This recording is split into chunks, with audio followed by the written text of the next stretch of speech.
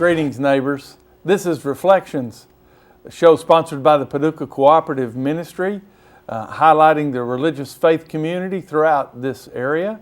My name's Gregory Waldrop, and I'm the pastor at Fountain Avenue United Methodist Church. I've been the regular co-host for this show for some years. I'm now sort of an irregular show host. I'm glad to be here with you. I'm here for several sessions we're going to share together. I'm going to be joined by my friend and sister in the faith, Nikki Dickerson.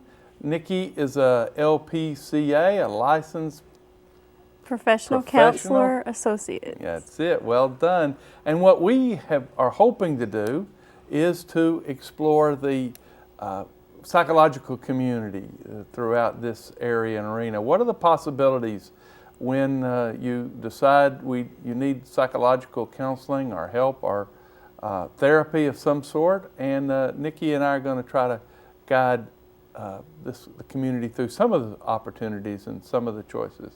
Welcome, Nikki. Glad you're here. I'm very glad to be here. Yeah. Well, tell us a little bit about what it means to be an LPCA.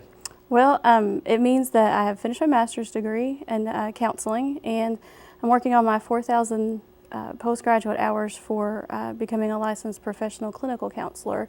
At that point, I'll be completely autonomous and not required to have supervision or right now I'm participating in supervision that's part of an ongoing training program for the next 2 years in neurolinguistic programming. So what it means is I have all of the abilities to do therapy and to practice therapy, and I just have a supervisor that helps me along, and as part of that supervision, again, we're doing a training program. So. Right, great. Glad to have you on board. Glad to be here. And here. have your guidance through all of this. It'll be an important journey through as we check out all the various options in the psychological community here.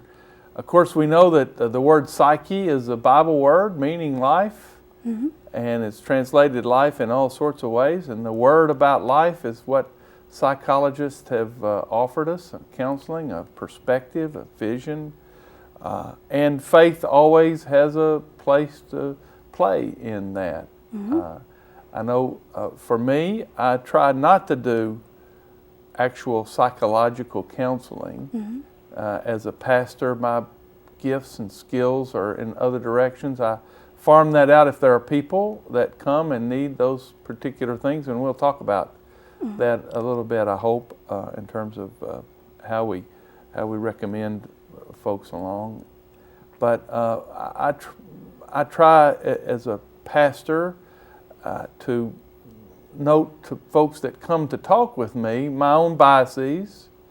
I tell them, particularly couples who come to me, I say, you know, if you're coming to me for for a sort of a nice objective view of your marriage and a way to work out a divorce, you're really coming to the wrong person, because I've got a bias. I'm fiercely in favor of marriage, and I will be glad to help you work on your marriage. I'll help you understand and see the perspectives that you're operating out of. I'll help you see the faith dimensions and development stages that you're in the middle of, and give you some spiritual guidance, some spiritual direction. But I try to leave the psychology stuff for psychologists.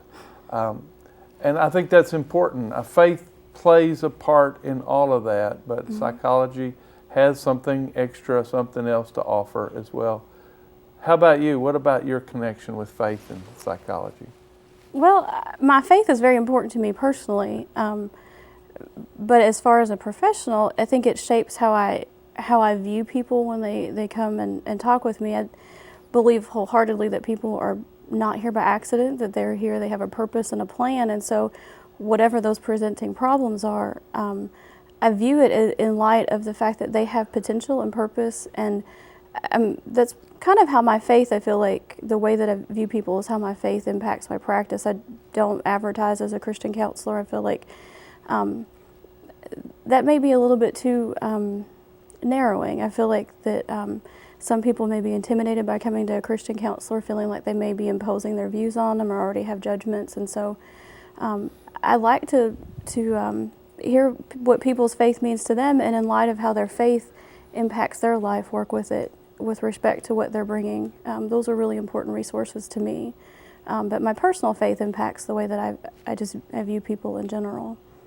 Great. I know a lot of pastors did their first degree in psychology. I was one of those, at least who started that way.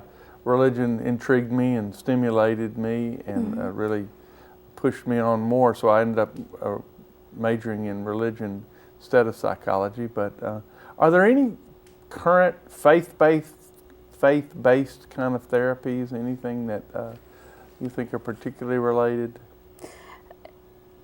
I'm not sure that there's specific faith-based theories. I'm interested to learn about that myself. I actually have gone to, my bachelor's degree was from a Christian college, my master's degree was from a Christian college, and there was always faith undertones as theory was taught, but the theories themselves that I had were pretty much standard and didn't reflect faith one way or the other.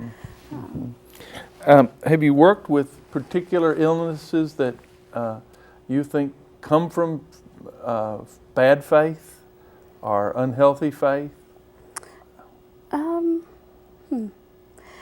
I've kind of thought about this question, and I think the role that I see is sometimes people come in with the idea that God couldn't love them because of what they've done, that God can't forgive them, that God's too big to even care about their issues. I've also seen people come in with a very solid faith, and they don't understand because they have faith why they're still experiencing certain issues. And so I think I've seen some extremes, and one extreme is thinking God's completely disconnected, and the other extreme is I believe so much, I still must not believe enough though.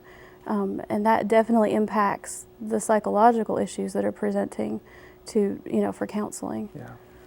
I know my own deep sense of the things I encounter is most of the things I am confronted by have a foot in the category of grief, loss that's unresolved. And it doesn't have to be just a death; it can be all sorts of losses that just pile up and build up. And we, as a culture, don't understand the power of lament and grief and weeping and wailing, and whether it's literally or whether it's deeply. And I am confronted over and over and over by the unresolved grief that connects with people, and I think the religious community has something to say about that. And again, if it's unresolved and accumulates in all sorts of ways, it has all sorts of psychological impacts as well. Well, I think grief is a really big part of just about, it's a big part of most of what I work with. When something traumatic happens or a death occurs, it will trigger all of the things that have created grief in the past that weren't able to be addressed or resolved. And that can come out presenting as depression, it can come out as just not having any energy, sadness. And so I think resolving grief is a huge component of finding wholeness and health and finding meaning, but it might take some time to connect with the things that really are unresolved and be able to feel like it's okay to address those. Yeah. The other thing that I do think, in some ways it's related, but it's distinct, and that is the whole notion of forgiveness. I really do think forgiveness is a powerful, has a powerful impact in human life. I know, somebody said that if it's not careful, sometimes the psychological couch, the psychiatrist's couch, is like confession without forgiveness, where you speak of your failures and faults, your limitations, without a word of forgiveness, without this sort of writing it by a power outside yourself. I think that's why it's important for me to get a good picture of where a person's faith, what role that plays in their life. If you do not have a concept of God or a God that's big enough to forgive you or loving enough to forgive you, forgiveness is going to be viewed in a particular way. I think if someone comes in and they do have a pretty strong grasp of who God is and that He can forgive, but they're just not able to completely accept that yet. It's a different type of approach, I think. And I think the idea that we can be forgiven for things that we've done in the past is a phenomenal occurrence that needs to take place in therapy. And my goal as a therapist is to kind of find ways to interweave that word of forgiveness that you were talking about with the confessing and acknowledging these are the things I've done wrong. I think that's very significant. Mm-hmm. Well, I think all of us understand as well the sort of epidemic of depression and or bipolar, which is both the depressive side and the manic side sort of tied together. And I'm wondering your sort of ideas and notions about depression and or bipolar. I think that the symptoms are very real that people are experiencing and talking about. I'm not sure that it's always treated in the way that is the best way, or that it's diagnosed in the most accurate way. I do believe bipolar is very real. It's a very real disorder. Depression as well. But again, it kind of come back to some of the unresolved issues, some of the things that people may be experiencing that they're just not ready to look at. I think that medication and treatment of true chemical imbalances are important. But I'm also very curious and interested in finding ways to treat unresolved issues, to treat the things that are going on inside of that person and understand what's behind those symptoms. If you can understand what's behind the symptoms, I think a lot of those symptoms can be decreased or eliminated. Yeah. I always, though, encourage that there's a holistic approach, that there's a doctor on board, that there's a counselor on board. Never minimize the symptoms, but as a counselor, I'm very interested in getting behind those symptoms and figuring out if we can resolve them completely. Mm-hmm. Well, again, my own sense is that there is an epidemic, and a lot of people present themselves to me as, and it's sometimes not formally or not even, they don't even have a grasp of what's going on, but they're lifeless and are super animated, one or the other. But some of the things religiously that I have some confidence about countering, I always ask them what their routine is, what their schedule is. And more times than not, the more depressed a person is, the more random routine is, Right. And part of what, and it's really a part of the Christian life for a long time is this set kind of schedule, the same time to get up, same time to go to bed, almost the routine of the monastery. I've almost imagined that as sort of this healing process.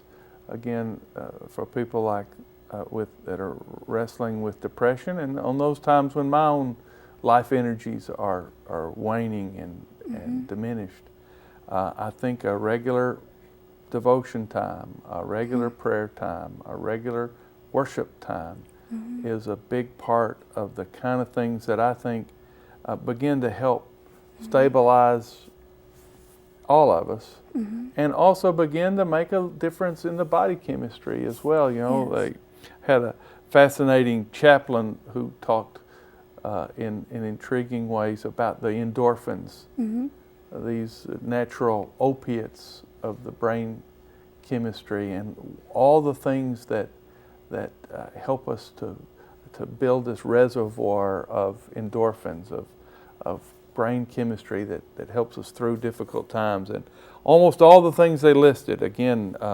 regular routine, the chanting and repeated refrains in music, patterned lights, like stained glass, or, by the way, the laser light shows. There's something, that are more contemporary. There's something chemical, physiological about our interaction with that. The notion of the reality of an authority in life, and that there is authority, that sort of builds up those kind of helpful mental health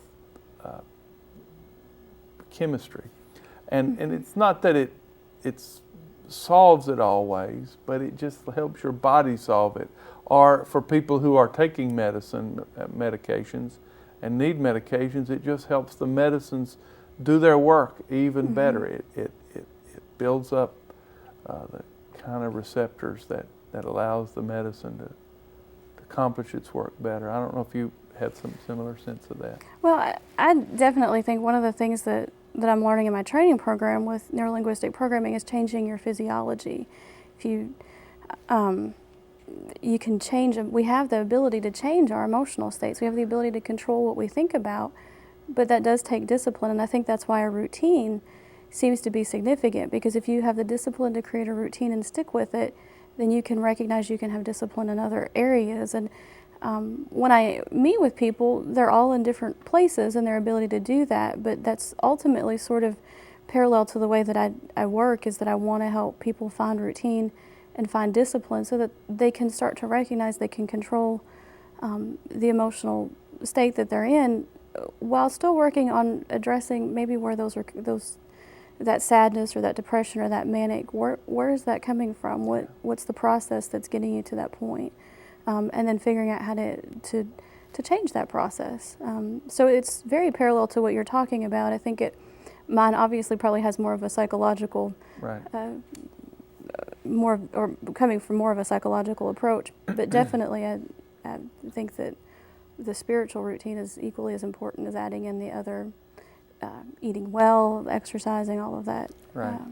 And I think underlying all of that is that whole sense of community. I think psychologists talk about it in terms of systems or family systems or support systems. In the church, we've talked about it as covenant community, a group of people on which we can depend and count, a group of people that are gathering regularly and repeatedly. You don't have to invent the times to get up and go and pray or to worship.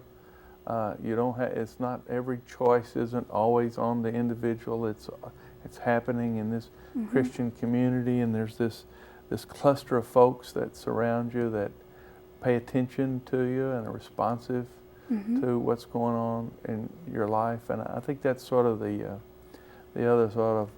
It's kind of the nest of everything, is having that safe place where you connect. We were made to connect with people, and some people really haven't had the ability to learn how to do that in a way that's safe or healthy. And but given the opportunities, they can learn that. And I think that's our role. Your role as a leader of a church, my role as a counselor, is to help teach those who haven't had as much of a chance to experience that. Well, what you alluded to it a little bit before, but what are your notions about medications? I know I kind of feel like maybe I fall in the middle of the road. I think that medication is, from a psychological standpoint, at times I wonder if it is being overly prescribed. When you take certain medications, it's going to dull your senses. Sometimes that's completely healthy and appropriate. There's times that it becomes a crutch or an escape. I guess an escape more so than a crutch is, if I take these medications, then I don't have to deal with really what's going on inside of me. And I think it's just a fine line that we as professionals, or I as a professional, feel like I walk between recognizing when medication is necessary and appropriate, and when it's probably not going to be as helpful. It's, in most cases, it can be a great supplement to therapy, but I don't think that we ever envisioned that it would become it being prescribed in the proportions that it is.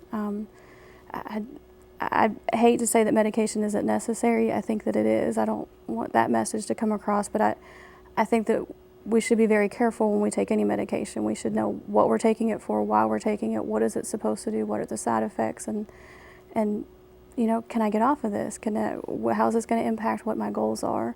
I think just making making informed decisions is the important part. Yeah, and I think that every situation has its own parameters, its own distinctive identities. I know in my experience, that there are some episodes in my life and the life of others that are particularly trying and difficult, and that the hole that I'm in seems to be particularly deep, and medicine is an important helper in that. There is a reality about body chemistry that's that way, but that in time and in season that rights itself, and again through all the other ways of health that make for physical health. But there are other times when our body just doesn't do the right chemical, it doesn't produce the right chemical compounds. Right. Absolutely. And I know of plenty of situations where medication is required lifelong, and it's just it was a very amazing kind of a moment when I realized that mental health and mental chemistry is no different than heart chemistry or kidney chemistry or anything else, or hormonal difficulties. It's a physiological event, and it's all the good conversation in the world is not going to remedy the chemical imbalance. And I think I've been very aware of all the times and situations when it was a reality, and it did turn into a lifelong connection with. And I think there's in the world of mental health disorders, there's sort of a continuum, and the classification of serious mental illness is typically where medications are absolutely necessary. And if you think of someone who has schizophrenia, for example, medication is absolutely necessary for them to be able to keep their symptoms to a point where they can function. I think one of the things as you were talking that I was thinking about is, in most cases, medication is a lot like if you have high cholesterol or high blood pressure, a doctor can prescribe you medication, but if you don't do all the other parts that are necessary, the medication is going to continue to need to be increased, and eventually it may not work because you're not taking care of the other areas, exercising, eating healthy, those kinds of things. With psychotropic medications, I think in a lot of cases it's the same. If you take those medicines but you don't have good therapy and good other areas of your life that are healthy, then that medication is most likely not going to have the full effectiveness. And so I encourage people to be very informed, educate themselves about those medications, the side effects, and really understand and be their own advocate. And then the second part is to begin to build in those healthy routines and healthy responses to that place that they're in. And ideally, it can all work very nicely. But again, it's kind of like someone who has high cholesterol. If they keep eating fried chicken, well, it's probably going to need to continue to be increased. So, great. I know there are counselors and particularly counselors that are associated with churches across the region, and others that are freestanding, but also have a deep abiding faith in what's going on. Almost all of them are that I know of have fees. What are the sort of fee possibilities, and maybe even more specifically, if somebody came to you, what would your fees be? I've talked to several people. I've heard the average fee is somewhere around $90, $95. I think a lot of it depends on whether that counselor uses sliding fee scales, whether they bill insurances. For me, I picked the middle of the road and picked $60. There are some things I can do to discount fees, and so it's not just $60, that's it. It's not a sliding fee scale, but there are some discount possibilities. As far as other counselors in the area, I can only go based on a couple of conversations, and I think the important thing is to figure out what a person can afford, what's realistic, and then interview the counselor. Ask them everything that. Right. You're not just have to take whatever's there. You can in fact interview and pick and choose and. Right, and I think that's important because we're not a one-size-fits-all people.